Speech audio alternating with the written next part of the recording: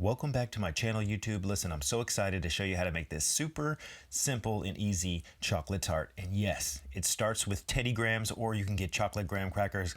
Now listen, you can make these. I've made them before with cocoa powder, but let me tell you something. It's just super easy to buy them.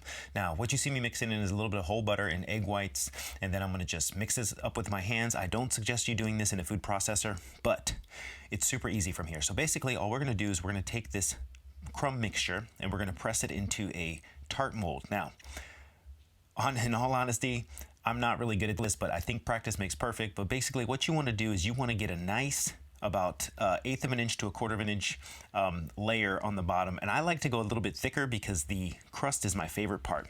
Now, from here, we're going to make the filling. So that's what you're looking for. For the filling, it's super easy. We're gonna bring up some cream, and then from there, we are gonna make a ganache. So bring the cream just below simmering, and then from there, I have to shout out my wife, Cardio for Chocolate. She's actually making chocolate from scratch, okay? Not from the cocoa pod, but from the cocoa nibs, which have been roasted, fermented and roasted, and that's what you saw right there. So that's what I'm utilizing. Now, I didn't want 100% dark chocolate, so I added some milk chocolate in here, but you can use whatever chocolate you want. I just highly suggest that you use 65 or 70 to 75%. Okay, and then from there, all we're gonna do is let this kind of cool down to, I would say, room temp, not so it's just not so hot, right? Because what we're gonna do is we're gonna add some flavorings and also 2 eggs that have been whisked up. Now, be careful, be careful. I've made this fatal mistake. That was a little bit of salt and a little bit of vanilla extract. All the measurements will be down in the description below. Now, you have to be very careful when you make this. I would consider it almost like a, I don't wanna say mousse, but you know what, I'm not really sure. Yeah, no, because there's no gelatin, but anyway, we're gonna make this chocolate custard pretty much. That's gonna go inside the tart shell. Now, pro tip, what you wanna do is you need to incorporate the eggs into this ganache. Now, I highly suggest start with a spatula, and then when you transfer to a whisk, just don't whip any air into it, because what will happen is you'll create air bubbles. So be very careful when you're mixing this, but anyway, we're gonna go right there, then let this sit room temp. Now, next we are gonna make our mirror glaze. Now, look how beautiful this is. Not too many air bubbles, let it sit room temp before we pour it in the tart. So these are what the cocoa beans look like, right? And then I'm gonna break one open here real quick because I think this is really important. So basically, my wife is starting this chocolate project, and she's roasting these. These have already been fermented, right? They're out of the pod, been fermented. What I did was I took the cocoa nibs and made a powder with the spice grinder. And so now we're gonna make our mirror glaze. So super easy, right? Sugar, water, bring it up.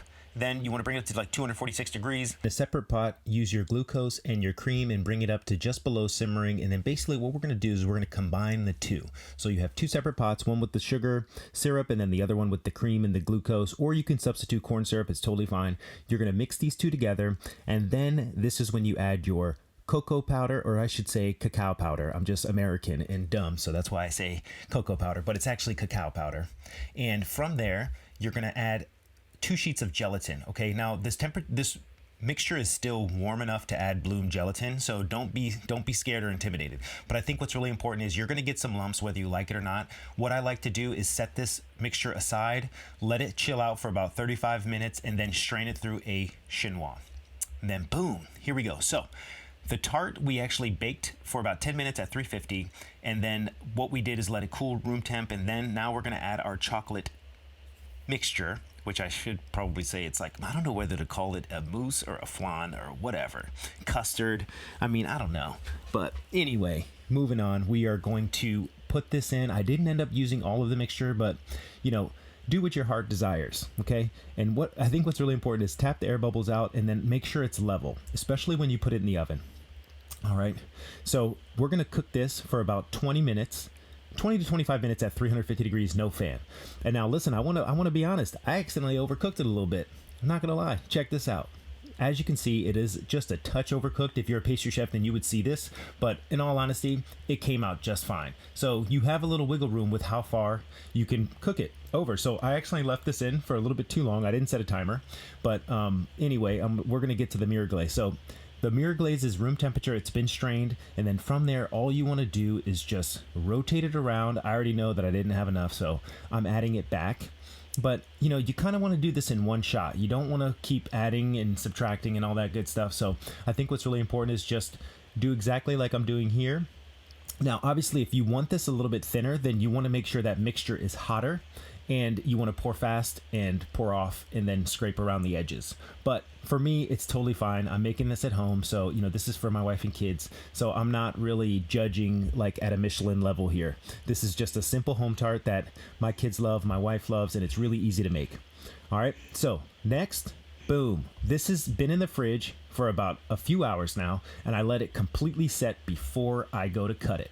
But as you can see, it's really easy, to be honest. And so from there, we're just gonna go ahead and plate up.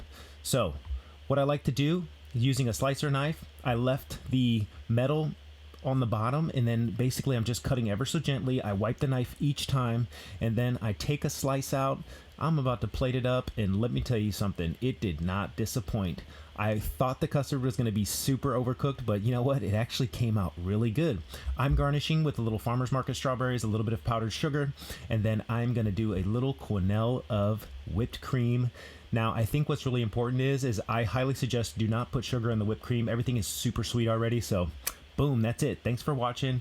I really appreciate it if you give this video a like, subscribe for more content like this.